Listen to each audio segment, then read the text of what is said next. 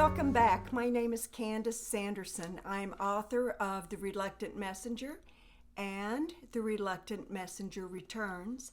A couple weeks ago, I started sharing with you some information that will probably be the third in the series. I already know the title. It will be The Reluctant Messenger Conversations Within. I started sitting down at the computer and just started typing questions, and immediately I got responses back from the messengers. When I left off the last time, I had asked about the COVID pandemic. What do we do? What should we do? And the messengers responded by saying, there are no shoulds. They talked about the wisdom lying within and that the wisdom is from the heart space. And then let me just go ahead and read what I typed. I said, but what does that mean? You know, after years of receiving messages, I have a pretty good understanding of what they mean when they say seeking wisdom within. But I need assistance.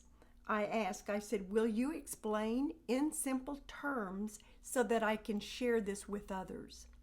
Their response, we will certainly try. First, do not think, but feel. In order to do this, your center of awareness must reside within the heart space. Most humans' points of existence reside within their heads, within their brains. We know the importance of the brain in day-to-day functioning, but to live life to its fullest, it requires the heart to be at the helm. Let your brains take a rest for a moment. And then they said, we ask you to close your eyes and take several deep breaths. You're welcome to join me as I do this or just sit and watch while I take deep breaths. But what I did was I closed my eyes and took a few deep breaths. And immediately I find that there's a difference. But my question then was, okay, I'm doing this now. What next? And they said, the first what next is not to think of what's next. You humans are so conditioned to expect things to happen and for them to happen immediately. We say to you, think not, just be. Let's try this again. Take a few deep, slow breaths, and you might want to do that as I read. They said, feel the cool air entering through your nostrils with each inhalation. With each exhalation, open your mouth and allow the breath to exit. Can you feel the warmth from the exhalations? This is part of the circle of life. Breathing in and letting go. If your brain does not quiet itself, then use it. Use it to describe the breathing process. Thinking of your breath focuses your energy where it needs to be. Now, step into the process a little deeper. What happens? Now, it's interesting because when they say step into the process a little deeper, after working with them for several years, I have a pretty good understanding of what that means, and I just tend to do it automatically, but again, I wanted clarification. Those terms are just so nebulous. So let me try to explain. As I breathe deeper, my total awareness shifts, and I find myself actually, the best way to describe it is dissolving.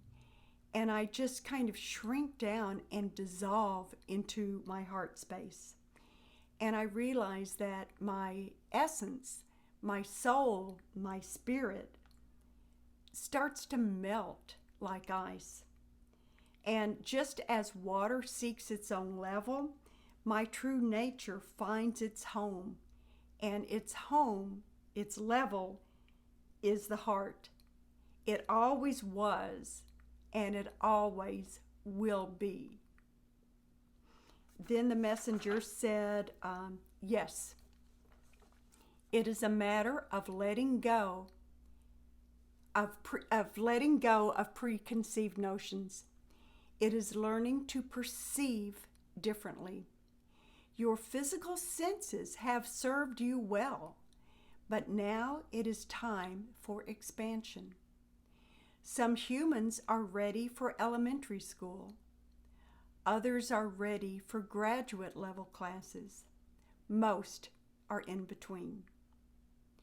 As humans begin to process differently, a shift occurs.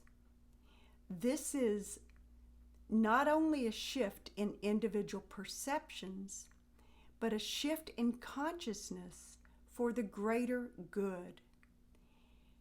This is part of the shift of Gaia, which is the spirit of Mother Earth, that we have spoken to you about for several years now. It is beginning. It is beginning now, and it begins at the grassroots level. We shall help you through this process of awakening. We shall take it step by step, breath by breath. Those with the ears to hear, the eyes to see, the open hearts will lead the way. We thank you for allowing us to speak to them through you. As I heard this, first of all, I've been getting messages for, several years, and the messengers have been talking about a change coming upon this earth, but I always thought it was far off, it's in the distance. It doesn't mean it's happening now, but I'm realizing it is happening now, and they've been trying to prepare me for this. But I realized as I typed the words from the messengers, I realized I was being called to be of service. I never thought I could be of service to others, but I know differently now. I never thought I would write a book, much less two. And, I thank all of you all who have read my books or listened to them on Audible, those who have, followed me on my social media. I've had so many people that have emailed me and told me how much the book has meant to them. And that was just, I'm so grateful for that. But it was such a surprise to me. I had no idea how the world was waiting to look at things differently. And this is what's happening now. And as I typed those words from the messengers, then tears flooded my eyes, and I realized that before the pandemic hit, I filled my soul with places I wanted to go to. I would go to Church of Spiritual Light in Fort Myers. It was always so uplifting. Or I would go to meditations at Goddess I Am in Naples, or Mystical Moon in Fort Myers or Bonita Springs. And that just filled this beautiful, it filled this need that I had. I also would go to the Monroe Institute, and at Monroe I would meet other like-minded people and have these wonderful experiences. But now I realize I have to change. For the present, these things aren't available. I am pretty much sheltering in place. I stay home. I haven't been to the grocery store since February. But my daughter, I'm so lucky that she lives so close by. She goes for me. She masks up, gloves up, and does that for me. And as I'm home, I have time for introspection, which is part of what the messengers have said. this pandemic is offering us an opportunity to change. It's offering us an opportunity to look at our lives and to realize what kind of change we can actually make in this world. I never thought I could make a difference, but the messengers are telling me we can all make a difference by opening our hearts and learning to center ourselves in that heart space. We can put ourselves on a different path.